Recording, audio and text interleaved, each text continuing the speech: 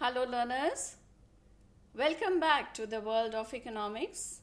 I, Ritu Gupta, shall be taking you through a session which tells us about economics, a session which tells us about markets. We shall be learning of the meaning of market, structure of market, monopoly and perfect competition markets, various markets on the basis of channels of distribution, meaning of online markets. Let us understand what a market really is. A market refers to the whole region where buyers and sellers of a commodity are in contact with each other to effect purchase and sale of the commodity. So the market is for a particular good. Here we can see market for electronics. In other words, a market is an arrangement in given area whereby buyers and sellers come in contact with each other directly or indirectly to buy or sell goods and services. What are the components or features of market? First and foremost, the commodity. Every market is specific to a certain commodity, which is a good or a service. It must be bought and sold in that market. The second feature is that there should be buyers and sellers of the commodity. Thirdly, there should be communication between buyers and sellers, either face to face or through the internet. Hence, a market has to have a commodity which can be bought and sold. A set of buyers and sellers of this commodity and some communication between the buyers and sellers to carry on their transaction face to face or indirectly through agents, telephone, mobile or the internet. Whatever way the buyers and sellers interact, they do so to exchange goods and services for money. In the process, the price and quantity of goods and services traded are also determined. Let us now understand the structure of market. By structure of market, we mean the nature of the product, the number of buyers and sellers in the market, and the freedom to new sellers to enter and the older ones to exit the market. On this basis, we can give two extreme forms of market. First and foremost is monopoly market. Mono meaning single and polus meaning seller. So a single seller. The second on the other extreme is a perfectly competitive market comprising of a number of sellers. Let us go into the details of monopoly. Monopoly refers to a market situation where there is a single seller selling a product which has no close substitutes. The seller faces no competition. In India, the government has monopoly in atomic energy, defense, public water supply system, railways, etc. Let us go through the features of monopoly markets. Single seller or firm, no close substitute. Every seller is a price maker, and since there is a single seller, so single seller is the price maker.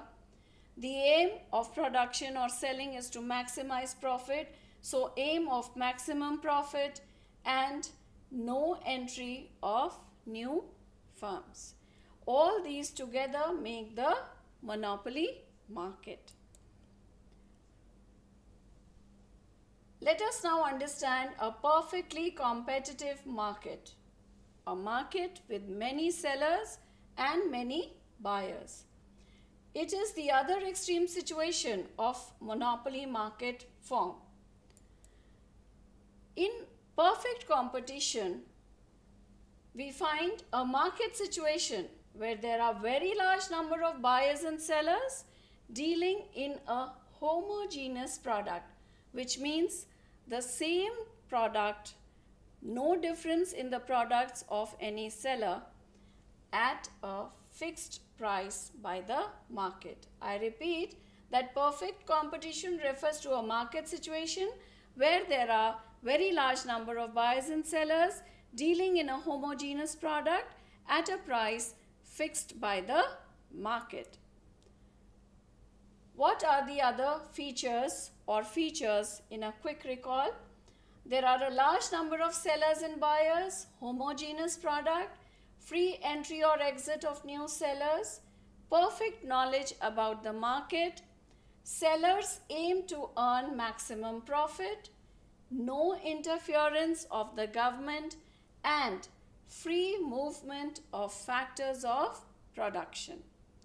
These together form what is known as a perfectly competitive market. However, do we find such markets at present, or the present markets are different? Today's markets have monopoly only by the government, and perfect competition is non-existent. Markets are flooded with varieties of same products. These exist as brands such as in clothes, shoes, toothpaste, soap, spices, furniture, TV, mobiles, and so on. You can take any one of them and cite at least 5 brands that are selling any one of these items. In this case, there are many sellers selling different variations of particular product contrary to perfect competition. This type of market is called monopolistic or imperfect competition.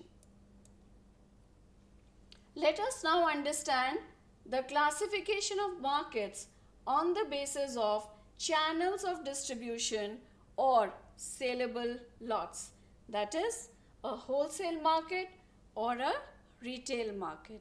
Saleable lots means the amount of commodity that is sold in a single lot. Let us go through a wholesale market first. A wholesale market refers to a form of market under which seller is a distributor or a middleman who sells mainly to retailers and institutions rather than to the consumers of the product. We can see over here there is a wholesale market for saris and there is a wholesale market for onions. What are the salient features of a wholesale market? Goods are transacted in big lots, direct sell to retailers and institutions. There is no direct sell to ultimate consumer. Wholesaler is a distributor or middleman, and selling price is less than the retail price. Here, now we come to the totally opposite market, which is a retail market. Or round the corner shop or a big mall, these are all retail markets. A retail market is a form of market under which the retailer sells varieties of goods or services directly to the ultimate consumers. In this form of market, goods are sold in small lots on a higher price in comparison to the wholesale market. What are the salient features of a retail market? There is direct sale to ultimate consumers. Goods are sold in small lots, and the selling price is higher than the wholesale price. What is the importance of a retail market? Let us understand this through this chain of events as goods flow from the manufacturer to the wholesaler to the retailer and finally to the consumer. So the retailer is the only market form which is in direct touch with the consumer. In the channel of distribution of goods and services, the position of a retailer is most important as it is in direct contact with the final consumers. So the location of the retail shop or outlet is very important as compared to the wholesale business. Even a retailer has to maintain a very good polished surroundings to attract the consumers. Together, they form what is called as the market supply. The market supply refers to the quantity of a commodity that all the firms are willing and able to offer for sale at a given price during a given period of time in a market. It's also important in today's time to know how online marketing and online shopping has been made possible. These are also, in economic terms, markets, also known as e-commerce. Consumers buy directly from the seller.